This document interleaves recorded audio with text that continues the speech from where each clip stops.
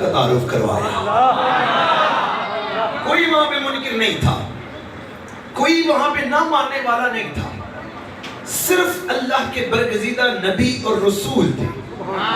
سارے روحوں نے وہاں پہ اقرار کیا, نبی پاک صلی اللہ علیہ وسلم کی حمایت کا اعلان کیا, آقا کریم صلی اللہ علیہ وسلم کی ناموز کی پہرے داری کی بات کی, آقا کریم صلی اللہ علیہ وسلم پر ایمان لانے کی بات کی, اور آقا کریم صلی اللہ علیہ وسلم کا شرف حاصل کرنے کی بات کی. تب سے ہر ایک کے دل میں آقا کریم صلی اللہ علیہ وآلہ وسلم کی چاہت پیدا ہو گئی. اب توجہ کیجئے گا, ایک بندے نے ٹائلوں والی دکان بنا رکھی ہے, محبت سے سماعت کرنا غور سے. ٹائلیں یہ آپ نے لگا رکھی ہیں مسجد میں.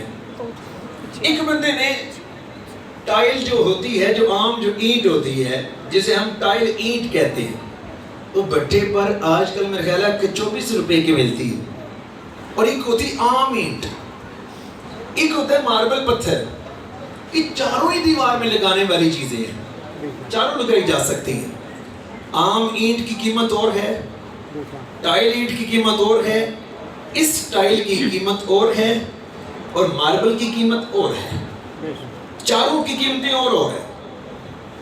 ان چاروں تک پہنچنے کے لیے قیمت اس جیسی دینی پڑے گی. اگر صرف ہم نے 4 دیواری فقط کرنی ہو, آج کل تو یہ بلاک بھی نکل آیا, 5واں یہ بھی کر لیں, جیسی ہم نے منزل بنانی ہو ویسی ہمیں قیمت دینا پڑے گی. قیمت دینے کے بعد بندہ اپنی مطلوبہ چیز تک پہنچتا ہے.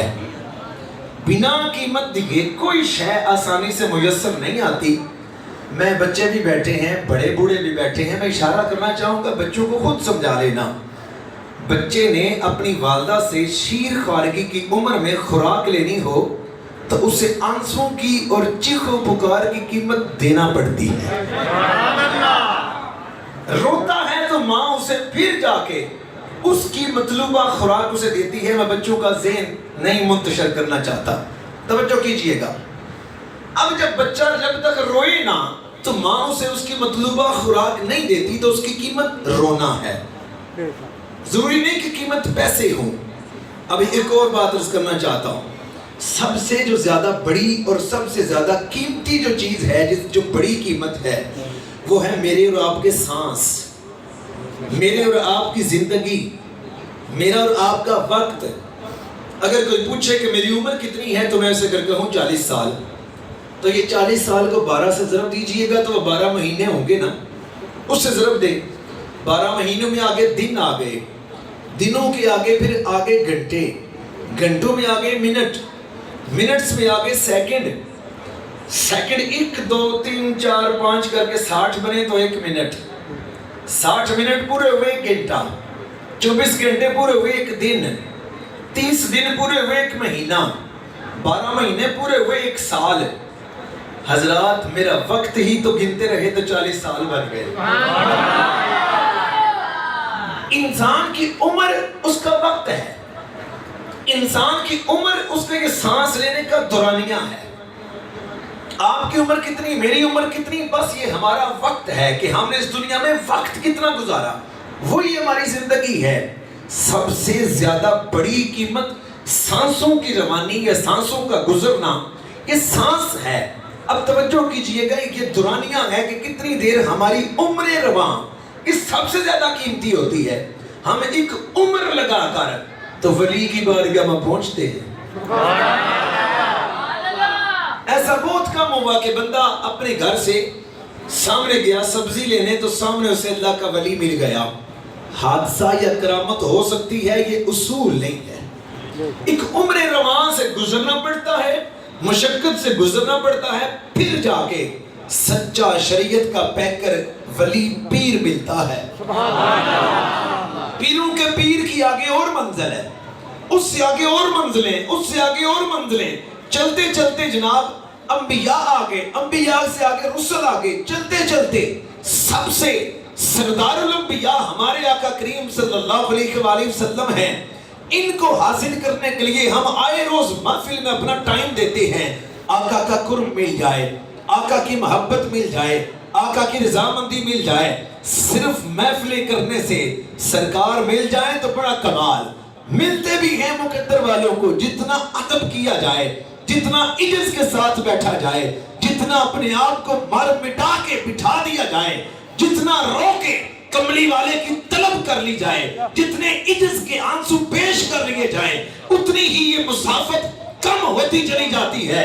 لیکن یہ آئے روز، ہر سال، بلکہ لگاتار ہم سرکار کی محفل میلاد منا کے، محفل معراج سجا کے، سرکار کی عظمتیں بیان کر کے، سرکار کے فضائل بیان کر کے، سرکار کے خصائص بیان کر کے، ہم یہ سرکار کی بارگاہ میں وقت پیش کر رہے ہوتے ہیں کہ سونیا زندگی اتنی اپنی ضرورت کے لیے نہیں گزاری جتنی آپ کی طلب کے لیے گزار رہے ہیں۔ یہی طریقہ مبارکہ میں عرض کرنا چاہتا ہوں، محبت سے ذرا سماعت کیجئے۔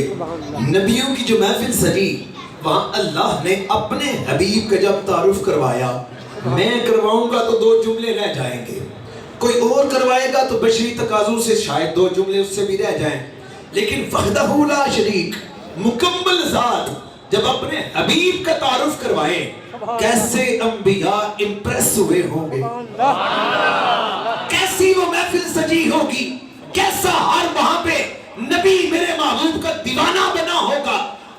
اگر ہمارا غازی ممتاز قادری ایک عالم دین کی تقریر سن کے سرکار کی بارگاہ میں حاضری لگوا لیتا ہے، عالم دین بیان کرے تو ماحول بن جاتا ہے۔ اگر اللہ تو اپنے محبوب کا تعارف کروائے، ماحول کیسا بنتا ہوگا۔ نبی پاک صلی اللہ علیہ وسلم کے تعارف کروا کے آیا مبارکہ نمبر 81 سورہ آل عمران میں سے اللہ نے جب تعارف کروایا، ہر نبی میرے محبوب کا دیوانہ بن گیا۔ میں بالکل شارٹ کرنا چاہتا ہوں، ساری رات اتنا ہی نہیں رکھنا چاہتا، توجہ سے سننا۔ حضرات ذی وقار، یہ کام چلتا رہا۔ حضرت ابراہیم خلیل اللہ کے خلیل کے دل میں یہ تڑپ باقی نبیوں سے زیادہ پیدا ہوئی۔ کہیے سبحان اللہ۔ حضرت ابراہیم خلیل اللہ نے سوچا قیمتیں ایسی دوں، اللہ کو منانے کے لیے ایسی چیزیں پیش کروں کہ مالک مان جائے اور سونا مجھے دے دے۔ حضرت ابراہیم علیہ السلام نے اب اللہ کی بارگاہ میں اپنے آپ کو پیش کرنا شروع کیا، جیسا اللہ کہے ابراہیم ویسے ہی کرے۔ اللہ نے فرمایا کہ ابراہیم ان بتوں کو توڑ دے۔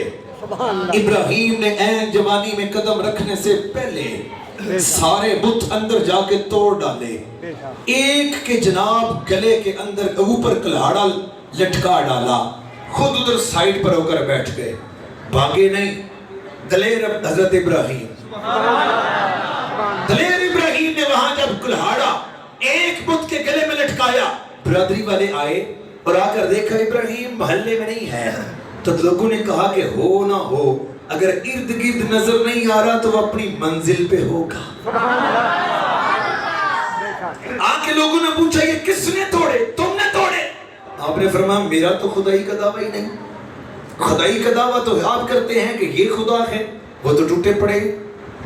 آپ نے فرمایا جس کے گلے میں کلہاڑا لٹک رہا ہے اس سے پوچھئے خدا تو آپ اسے کہتے ہیں، میں تو خدا ہوں ہی نہیں۔ برادری والے جناب بڑے ضد ہوئے، انہوں نے کہا یہ تو بولتا ہی نہیں۔ آپ نے فوراً اللہ کی توحید کا علم بلند فرمایا، فرمایا جو بولتا ہی نہیں خدا کیسا؟